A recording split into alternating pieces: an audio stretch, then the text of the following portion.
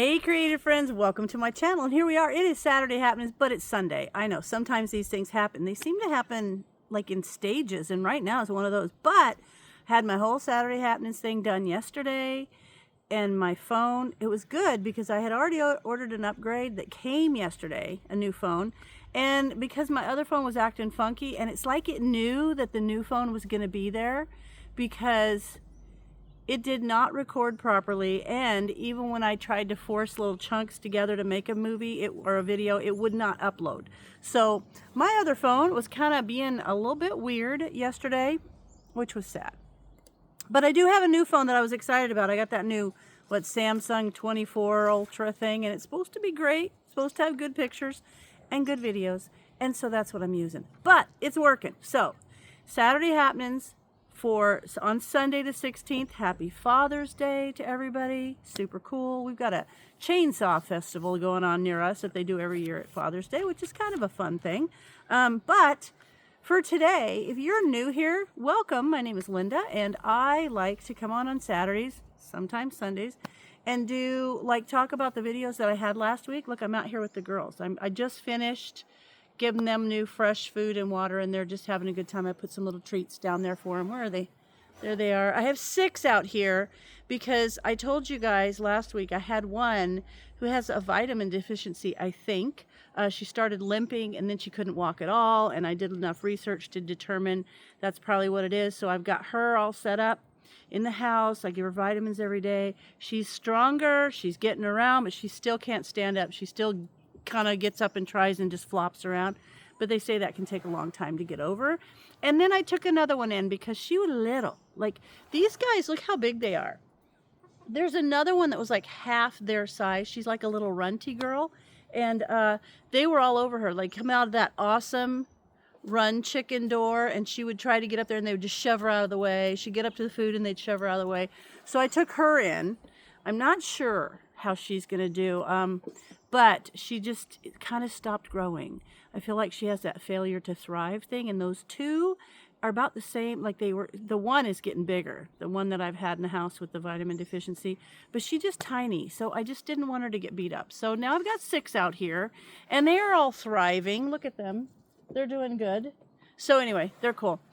But, so I'm nursing 2 chickens. This is a lot of fun. But on the weekend, Saturday or Sunday, I like to kind of talk about the videos that I did last week, maybe answer some questions or comments about them, and kind of talk about what's coming up this next week. And that one for me is a stumper, I gotta tell you. But last week on Sunday, I did a product review. You know, Sunday's my product review days, and I reviewed the Run Chicken automatic chicken door right there. That thing is awesome. I love it. I just love it. And I put a cute little sign up there. It's like American made eggs kind of a thing. It's cute. And I got little signs. It's just cute in there. But that thing is awesome. Yes, people have said you don't need an automatic door. You don't need even to close them up because this entire coop is closed in. But I just think that they like going in there and having kind of like the security at night of being kind of in their bedroom, kind of closed in. And back in there is also their roost and also their nesting boxes. So the more they're in there with those, the more likely they are to see them and want to use them, which should probably be in about 2 or 3 months, 3 months, 3.5 months. I don't know. It'll be a while. But anyway, the Run Chicken automatic coop door is amazing. Check out my videos. And I just want to say this again because I said it in the follow-up videos and stuff. I said in that video that it's a heavy plastic. It's not. It's metal, but it's coated with a nice coating that makes it like smooth, almost like a very heavy-duty plastic, but it's got a nice coating on it. So that's what it is. But it is so nice. I was up this morning at like 5:30, and the sun had come up, and I saw the little blue light flashing. There's a little blue light that will flash to tell you it's about ready to open. And then all of a sudden it turned green, the light, and whoosh, there it went. So it's kind of cool. We got the flag because we're out veterans, you know, the flag goes up in the morning, comes down at night. So the automatic chicken coop door is amazing. So worth it. And I like the fact that when we travel, I can set them up with a bunch of food, a bunch of water, not have to worry about someone coming over every single day to open them up and to close them. They can just come over every couple, 3 days to check on them and to make sure and pick up the eggs. So that's going to be nice, convenient, peace of mind for me. So anyway, there's that. Did that on Sunday. And then on Monday, my mix it or make it Monday, I used the cookies that I made a mix of, that it made you like those rolls of slice and bake cookies. And I did the peanut butter and jelly cookies. So good. I used a whole roll and I wanted to make big cookies. So I got 8 cookies out of that roll. You could cut it down and make 12 if you wanted, but I wanted a nice good sized cookie. And the reason I like those for the Mix It Up Mondays is because they're super convenient, but also on Tuesday, when I do my pantry cooking for 2 Tuesday, I like those cookies because I cannot have to make like 3 dozen or whatever, or have to go to the trouble to cut the recipe down. I can just take those cookies and slice off however many I want. If I don't use it all, I can put it right back in the fridge and get it another time. So that was cool. And Brian really liked the peanut butter and jelly cookies, but I'm actually thinking, I think I want to do the sugar cookies and maybe put like a little, one of those, not a Reese's Pieces, but a Rolo cup in there. Oh my gosh, it'd be so good. But anyway, they're a lot of fun to play with and they're easy. What are you doing down there? A chick. They're so cute. Anyway, they're good chickens. So then, on Tuesday, I did, for my pantry cooking for 2 Tuesday, I did the ham and broccoli pockets. Now, the recipe is out of this amazing cookbook from Taste of Home called Cooking for One or Two. And I got to tell you, I got online and I ordered the America's Test Kitchen Cooking for Two. I was not a fan because I call them foo-foo recipes. I'm not a foo-foo cook. I am like a pantry, normal, whatever, get it out of your fridge cook. And the recipes that were in there, I felt like they had too much what I call specialized ingredients, stuff that I can't just go grab. It has to be a conscious effort that when I'm at the store, I need to buy this because I need it for this one recipe. And I didn't like that, so I returned it. But then I noticed Taste of Home had another one just called Cooking for Two. So I ordered that. It's a little bit smaller than the old one, but I'm going to look through there for some recipes. But this one, the ham and broccoli pockets, were really, really good.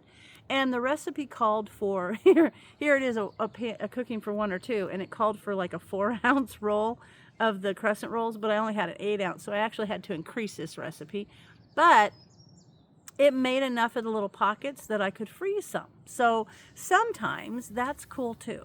And one time I made, I'll have to show you in the video of Cooking for Two. One time sometimes like when you make something in the slow cooker, it's more than for 2 people.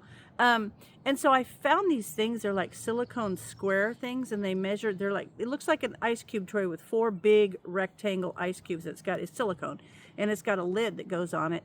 And each one of those things is 1 cup. So when I do something like last time I did a garlic chicken in the slow cooker, I will portion that out and then I pop them in the freezer. That's what they're intended for. Freeze them, and then I'll put those blocks in a zip top bag in my freezer, and then I can grab one of those, heat it up like the garlic chicken. I could grab one of those, heat it up, roll it up with some cheese and in a like a tortilla, and just make a quick burrito. So there's cool things that you can do if you're only cooking for 2. That's cool.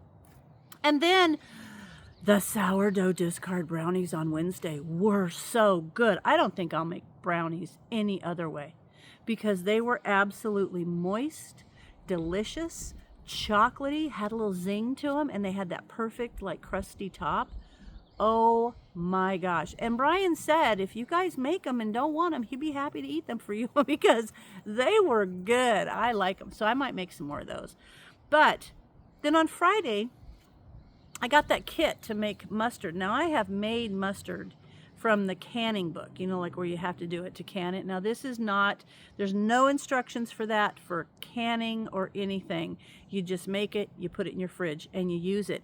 But for our food preserver group in November, we always have that handmade holidays, and I'm going to do different mustards, and you could package those and give those to people as a gift. Like, there's nothing wrong with setting up a little basket and putting like 4 or 5 different mustards and give them to them cold and say those need to go right in the fridge. I mean, people get refrigerated food all the time, so it wouldn't be something I would give to say put on your shelf, but it would be something I would give to say put straight in the fridge and use it. But I'm going to give it a shot. We have to go to Costco, and I'm going to go to the chef store and see if I can get a whole bunch of brown and a whole bunch of yellow mustard seeds and then mix them up. I've been looking online. I found one that uses a white wine. That would be good. And then I'm thinking like a balsamic vinegar mixed with it. Just, I am having a good time with the whole mustard thought. So as I do those, I'll show you, but I'll tell you what, this mustard is just getting better. The longer it's sitting, it's just it's everything is coming together. It's losing that sharp bite, but it's good. So I enjoyed doing that. So I'm going to do more. Now currently for next week, I'm going to have a mix it or make it Monday. And that one, I am going to remake some mixes that I've used up. So we're going to revisit those because I used them. Like, I used them up. And so I need more. So I figured we'll do that. And so we're going to do some of that. And then I have already got up this morning when I got up at, it was like 4:30. I don't even know why I couldn't sleep. But I got up and I went and I did I fed my sourdough. So it's rising. So it's going to be ready later this afternoon. And I'm going to do my video for Wednesday because I have a recipe for something that is just going to be crunchy, maybe snacky, super goodness. You could use it with salad. You could use it with soup. I'm just excited about it. So that is on my agenda for making Wednesday. Wednesday is sourdough day. And my sourdough is plugging along. In fact, I took some of the discard and put it in the fridge so that I'll have it as a backup. And then some of the discard I'm taking and I'm just I'm putting it on parchment paper and letting it dry. And then that way when it's completely dry, I can just crush it up and I've got it in a jar so that I've got starter ready to go.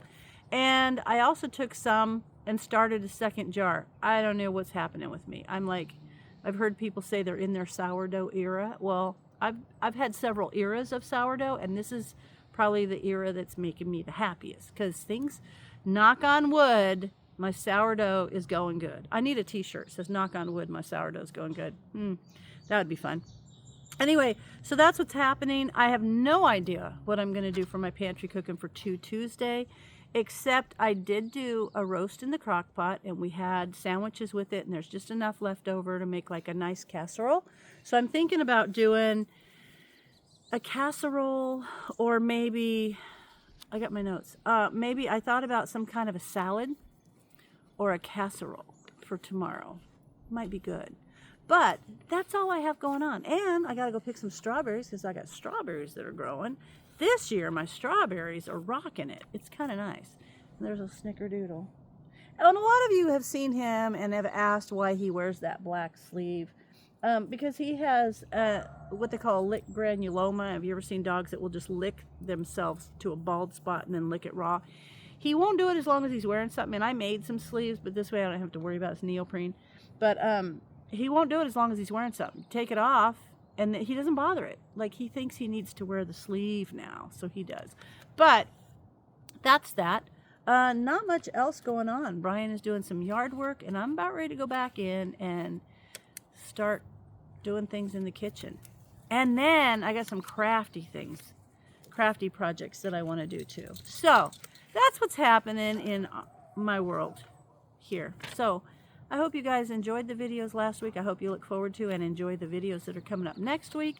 And as always, thanks for watching, and I'll see you in my next video.